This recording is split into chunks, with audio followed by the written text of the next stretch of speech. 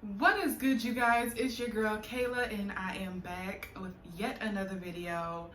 I am just so excited. I feel like I probably mentioned this before, but I'm so excited about just my ability to keep this consistency. Like, I'm giving myself a pat on the back because I was looking at all my videos. I'm like, I haven't missed a single week, and I'm so excited. But anyways, getting into it, if you're new here, thank you so much for coming and welcome. And if you are returning, thank you so much for coming back. I appreciate all of you guys. So this week I do want to share some news. So I'm sorry if I'm patting my face. San Diego is going through a heat wave like all this week, so I'm trying to film before it gets too hot, but it's already too hot, so I'm melting. Anyways, so I am a graduate student. I'm starting my second year of my marriage and family therapy program, so I will be a clinician. I'm on the licensure track, and this past week I have been in like my orientation basically for my practicum. And I'm so excited because I am now officially a clinician. I can actually say that. I am a marriage and family therapy intern, and I'm so excited, you guys. But one curveball that was thrown my way is that I only have so many hours that I have to get, which is a lot different from the other schools around me. A lot of the other major schools make you get like so many hours, but only a small portion of that is accepted by the Board of Behavioral Science and like the licensure board for hours before you graduate. So it's kind of like great for experience, but pointless in the amount of time it takes. So I was expecting to finish my practicum in December. I'm like, all right, cool, everything's great. Well, as it turns out, they want me from August to July, unpaid. Oh my gosh, it is a huge commitment, but thankfully so much has happened to where I don't really have to worry about going that long without them paying me. I have other jobs that I'm able to do. I have other streams of income, and everything is just balancing out to where I can do it all. And that is so great, especially since I still have to have income. So yeah, it really helped. But the good news that I did get is that they are looking to hire me on once I finish my practicum with them. So I would be coming out of this into a job that will allow me to get the necessary hours that I need for my license. So that is always great. That is something that's really hard to do because most places want you to have like 2 to 3 years of experience before bringing you on. It's hard to get a lot of people that want to bring you on under their license because that's responsibility for them. So yeah, I'm super excited about that. The one curveball that I'm sure y'all probably thought about is, what am I going to do about this baby? Because I'm scheduled to start my first cycle of IUI in October. And even though my chances of getting pregnant the first go around aren't high, it's still a possibility. So I'm like, all right, if I'm pregnant in October, that means I'm giving birth around July, which means I may not be able to finish my practicum. Like, what are we gonna do? Well, as it turns out, they do give us time off, and they are very maternity friendly, apparently, because they had somebody else that they're hiring on that went into labor early and gave birth. So they're very supportive of everything. Am I going to tell them though?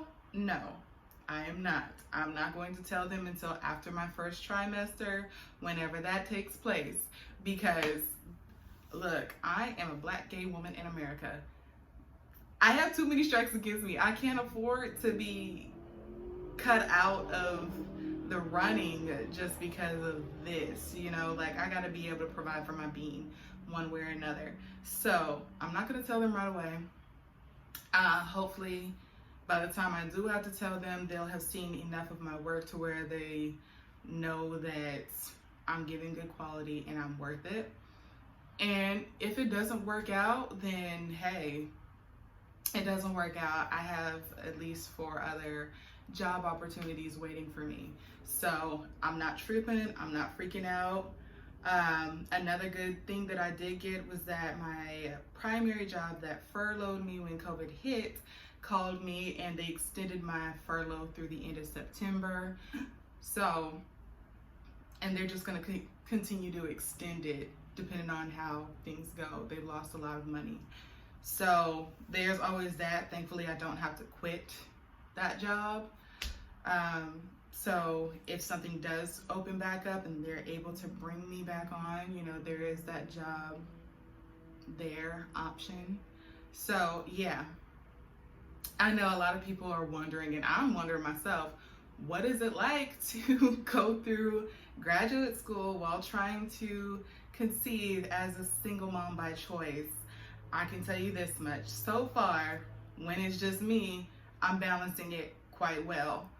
But I do know, I'm curious to see what it's gonna turn into once I am pregnant. I go to a seminary.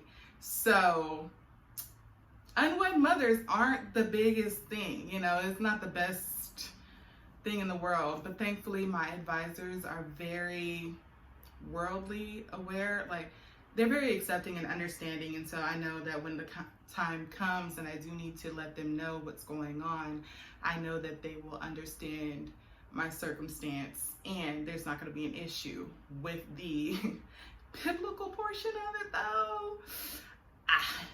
I have to talk to him because I know he's also very understanding of a lot of things, but when it comes to, he's a guy. I'm just gonna say that he's a guy. Like, he doesn't fully understand reproductive stuff. You know, he doesn't fully understand it. But I do give him credit though, because he is the type of person that does try to understand, even if he doesn't. So I'm not gonna say that it's gonna be easy going through my program, especially working for the institution to get that whole, you know, nice tuition cut. I'm not gonna say that it's gonna be easy or a cakewalk. It's probably gonna be very nerve-wracking, and I'm gonna get a lot of like stressed out faces, but it is what it is, you know, and we're gonna see how this goes. As for my program, it was supposed to be a 2-year program, but they can stretch it out to 3 to 4 years. I'm thinking what I'll do if I do get pregnant in October and I am successful, all that great stuff, because I'll be finishing up my classes. Come July, I'll have like 4 other classes that I do need to take. Because of the way my program is set up, I will be able to do those online, and I'll just finish off like that. Basically, I'll just do my last trimester, because we're on a year-round system, so I'll do my last trimester of classes and get that out of the way. If they offer all 4 of them at the same time, which sometimes they do, sometimes they don't, and if push comes to shove, because I know what my dean and my academic advisors and professors are like, if push comes to shove, because they are very adamant about me not only finishing this program but going on to the doctorate program. So I already know they'll readjust things if need be to where I can take all of those classes either in the same trimester, or they spread it out, you know, with independent studies. So I already know that I'm handled there. I'm not gonna, you know, be like, oh, I did this and can you accommodate me? No, I just know how they are, and they are so, all my professors are African, by the way. They are so adamant about Black excellence. Excellence for all. They bend over backwards for all. But at the same time, I've learned you do not disappoint a Nigerian advisor. You do not disappoint any African advisor. But the Nigerian one hurts a little bit. And it's not because she says things that are insulting. It's just like, you've disappointed in me. Like, she knows I can do better. And when I don't do better, like, it hurts. Anyway, I'm rambling, but either way, we're set. I will be continue to document these things because I know I can't be the only one who is going through their TTC journey as a single mom by choice in her early to mid or anywhere in her 20s or 30s. And I can't be the only person going through grad school while trying to conceive, whether it's as a single mom by choice or with a partner. I can't be the only one. I know so many people go through grad school as parents. So, yeah, that is that. Am I going to go on to get my doctorate? We will see. The way this school is set up, I very well can go on to get my doctorate, and I can do it while being a single mom, but I kind of want to take some time off. I've been in school for so long. And I just want to be able to take time off to focus on being a mom and my baby and just all that other good stuff, getting up my, hours for my licensure and all that, all those wonderful things. So I really want to be able to focus on those first before I go on to get my doctorate. And I still need to decide which kind of doctorate I'm going to get, because we have a few different options. There's the psych doctorate, there's the PhD. I can always go back to a school and get my MD. And I did find out that a lot of schools will take my master's credits and apply it towards my MD. So that shaves off a couple years tops. And then I know there is a school of naturopathic medicine that is an ND. I have like 4 options to weigh.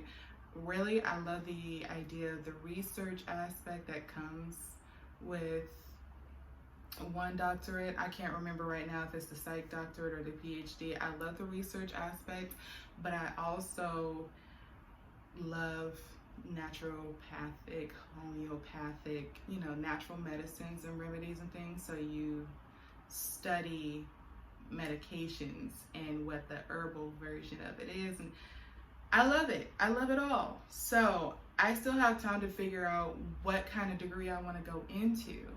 So I'm just going to take my time, focus on school, focus on my practicum, focus on my baby, and that's what we're going to do. And I'm going to document it because I know that I'm not the only one who is crazy enough to do all this at the same time.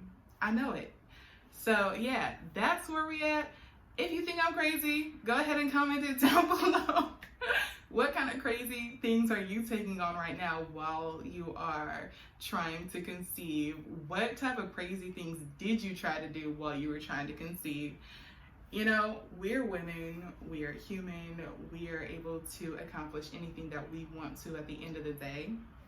There has not been a single thing that I have not put my mind to that I have not accomplished. And that's not me bragging. That's just me saying, if I can do it, you can do it. We just got to find a way how to do it. So yeah, with that being said, don't forget to give this video a thumbs up, comment your feelings down below, and subscribe, hit that notification bell so you are notified every Sunday at noon when I upload. And I will see you guys next week.